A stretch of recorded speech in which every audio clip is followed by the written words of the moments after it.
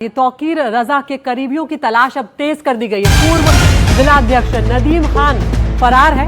तौकीर रजा का right hand बताया जाता है नदीम खान, उसकी तलाश की जा रही है। पूर्व जिलाध्यक्ष वो रह चुका है और अब उसको ढूंढ रही है यहाँ पर पुलिस। और इस मामले में लगातार तौकीर रजा के जो करीबी हैं उस तरह के लोगों पर शिकंजा अब कसता जा रहा है। सीधे बरेली चलेंगे, हमारे सहयोगी रवीश रंजन शुक्ला हमारे साथ जुड़ गए हैं। रवीश, ये जो नदीम खान है इसको लेकर क्या कुछ जानकारी इस वक्त मिल रही है और बरेली में इस वक्त किस तरह के हालात हैं, ये बताएं हमारे दर्शकों को। जी देखिए, बरेली में अभी हालात सामान्य की ओर तेजी के साथ में बढ़ रहे हैं और जो नदीम खान हैं ये पूर्व जिलाध्यक्ष रह चुके हैं इत्तेहादी मिल्लत काउंसिल की, जो कि एक पार्टी है तौकीर रजा की, तो उसके ये पूर्व जिलाध्यक्ष रहे हुए हैं। और जिस बिहारी पुर में ये पूरा बवाल हुआ था, लाठीचार्ज हुई थी, उसी बिहारी पुर में ये जो नदीम खान है इनका घर है। अभी फिलहाल उनके घर पर भी सन्नाटा है, ताला लगा हुआ है और नदीम खान भूमिगत हो गए हैं। बरेली की पुलिस का कहना है कि नदीम खान ही वो शख्स हैं जिन्होंने बिहारीपुर में जो बवाल हुआ उसके पीछे उनकी भूमिका है, बहुत बड़ी भूमिका है। और जब नमाज पढ़ के शांतिपूर्ण तरीके से सारे लोग घर लौट रहे थे तब इन्होंने ही तकरीबन 50 व्हाट्सएप कॉल करके और 1500 से ज़्यादा आदमियों को अलग अलग जगह पर बरेली के जुटाया और फिर 4 जगहों पर जो है वो हिंसक जो है वो पुलिस और लोगों के बीच में भिड़ंत हुई। और अभी जो है वो तकरीबन तौकीर रजा समेत 8 लोगों को गिरफ्तार किया गया है। इसकी तादाद बढ़ सकती है क्योंकि 50 से ज़्यादा लोगों को हिरासत में लिया गया है। लेकिन नदीम खान की सरगर्मी से तलाश पुलिस कर रही है। आधा दर्जन टीमें जो है वो लगातार बरेली के अलग अलग जगहों पर छापेमारी कर रही हैं। और चूंकि वो अपना मोबाइल स्विच ऑफ करके और उसके बाद में वो भूमिगत हो गए हैं, उनका जो परिवार है वो भी कोई बात करने को तैयार नहीं है, तो निश्चित तौर पर अब अगला जो निशाना है बरेली पुलिस का वो नदीम खान है। और नदीम खान की गिरफ्तारी अगर होती है तो कुछ अहम खुलासे हो सकते हैं। और अब आगे बढ़ रहे हैं, उत्तर प्रदेश की हिंसा की बात करते हैं, जहां पर मुख्यमंत्री योगी आदित्यनाथ का संदेश अब बिल्कुल साफ हो गया है कि अगर यूपी में हिंसा करोगे तो तुम्हें छोड़ेंगे नहीं। यहां पर मुख्यमंत्री योगी आदित्यनाथ की तरफ से चेतावनी दी गई है, उपद्रव करने वालों को कीमत चुकानी पड़ेगी। विकास पे जो बाधा डालेंगे उनका विनाश तय है, ये उनकी तरफ से साफ कर दिया गया है। क्या कुछ मुख्यमंत्री योगी आदित्यनाथ ने कहा है वो भी हम आपको यहाँ पर सुनवाएंगे, लेकिन सख्त अब रवैया यहाँ पर मुख्यमंत्री योगी आदित्यनाथ उत्तर प्रदेश में हो रही हिंसा की घटनाओं को लेकर अपनाते हुए नजर आ रहे हैं। अलग अलग थानों में कई एफआईआर दर्ज हुई है। बरेली की हिंसा की अगर हम यहाँ पर बात करें 180 नामजद हैं, 250 से ज्यादा एफआईआर है। सुनवाते हैं मुख्यमंत्री ने क्या कुछ कहा। एक तरफ विकास अनवरत आगे बढ़ रहा है और दूसरी तरफ विकास की प्रक्रिया में बाधक कुछ तत्व ऐसे भी हैं जिन्हें विकास अच्छा नहीं लगता है, जिन्हें विकास अच्छा नहीं लगता है। वे कहीं न कहीं विकास में व्यवधान पैदा करते हैं, उत्सव के समय उपद्रव पैदा करना चाहते हैं। वे लोग अराजकता को अपना जन्मसिद्ध अधिकार समझते हैं और उन्हीं लोगों को चेतावनी देने की दृष्टि से आज मैं बलरामपुर में भी आया हूं, यही कहने के लिए आया हूं, यही कहने के लिए आया हूं। अगर विकास में बाधक बनोगे और विकास की योजनाओं को उपद्रव और अराजकता के माध्यम से बाधित करोगे तो ये मान करके चलिए कि विकास पहले उनके विनाश का कारण बन जाएगा। पर्व और त्योहारों के उत्सव और उमंग में अगर कहीं उपद्रव करने का कार्य किया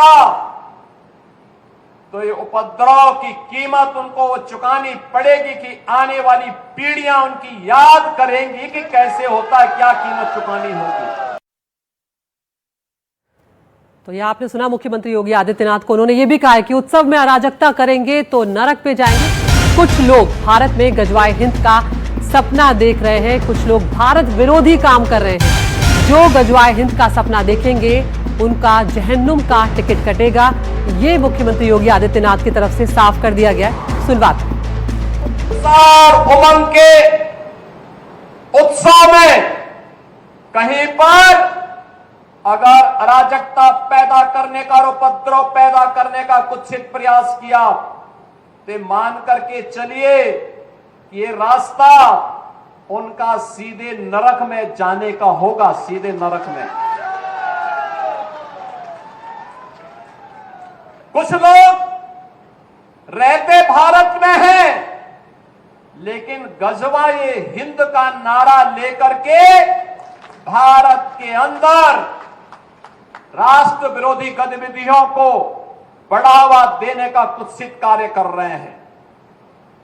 गजवाए हिंद हिंदुस्तान की धरती पर नहीं होगा। गजवाए हिंद की कल्पना करना भी और उसका सपना देखना भी जहन्नुम में जाने का टिकट का रास्ता पैदा कर देगा। जो लोग आज भी किसी गलत मंशा के साथ जी रहे हैं, जो लोग आज भी ये मानते हैं कि अराजकता उनका जन्मसिद्ध अधिकार है, उनको अपनी गलतफहमी दूर कर देनी होगी। वो अपनी गलतफहमी दूर कर ले।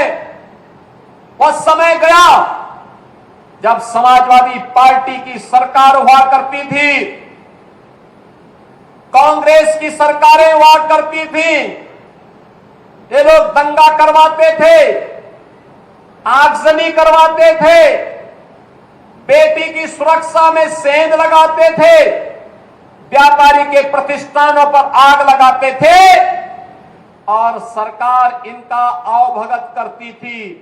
वह समय अब चला गया है। अब ये डबल इंजन की सरकार है।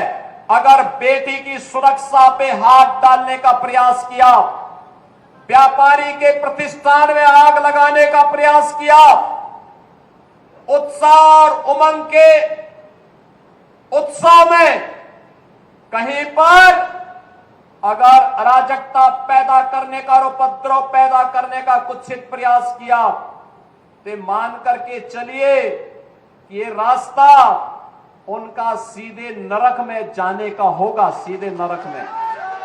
एक और बड़ी खबर का हम रुख कर रहे हैं जो कानपुर से इस वक्त आ रही है। कानपुर में जो हिंसा हुई थी उस मामले में एक आरोपी जुबैर है जिसे अरेस्ट यहाँ पर किया गया है और मुख्य आरोपी बताया जा रहा है जुबैर, जिसे पुलिस ने यहाँ पर गिरफ्तार किया है। हम जानते हैं कि किस तरह से आई लव मोहम्मद के पोस्टर को लेकर जो यहाँ पर हिंसा भड़की थी, उसके बाद कई इलाकों में उसको लेकर प्रोटेस्ट देखने को मिला, उसको लेकर विरोध प्रदर्शन देखने को मिला और यहाँ पर अब मुख्य आरोपी जुबैर को यहाँ पर अरेस्ट किया गया है। पुलिस अधिकारी का क्या कुछ कहना है, सुनवाते हैं आप। व्यक्ति है जुबैर अहमद खान। इसने ये जो आई लव मोहम्मद की पृष्ठभूमि में जो हमारे विवाद उत्पन्न हो रहे थे और पुलिस काफ़ी मुस्तैदी से तैनात थी, उसने कुछ भड़काऊ बातें कहीं जिनका कि ऑडियो हमारे पास है और उसमें जब जांच कराई गई तो सत्ता पाई गई और इसने एक छोटा सा मजमा जो इलीगल टाइप का था, क्योंकि 163 BNSS लागू है, इकट्ठा करने का प्रयास करके शांति भंग की चेष्टा करी, जिसमें इसको गिरफ्तार कर लिया गया है और उसके अन्य साथियों की तलाश की जा रही है।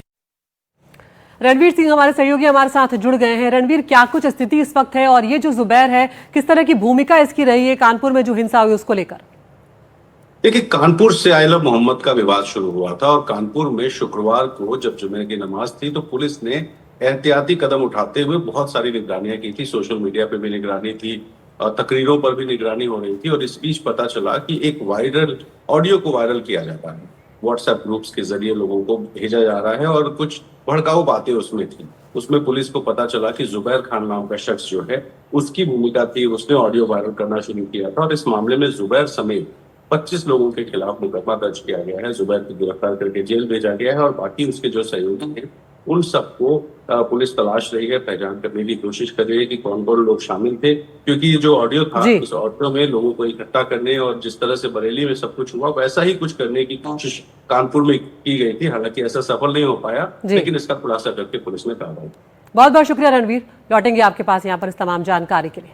और अब आगे बढ़ रहे तमिलनाडु की बात करते हैं जहां पर एक बहुत ही दुखद हादसा पेश आया। तमिलनाडु के करूर हादसे पर अब केंद्र सरकार ने यहां पर मदद का ऐलान किया है। भगदड़ यहां पर ऐसी मची कि 39 लोगों की मौत हो गई है। प्रधानमंत्री राहत कोष से मृतकों के परिजनों को 2-2 लाख रुपए की मदद का ऐलान किया गया है।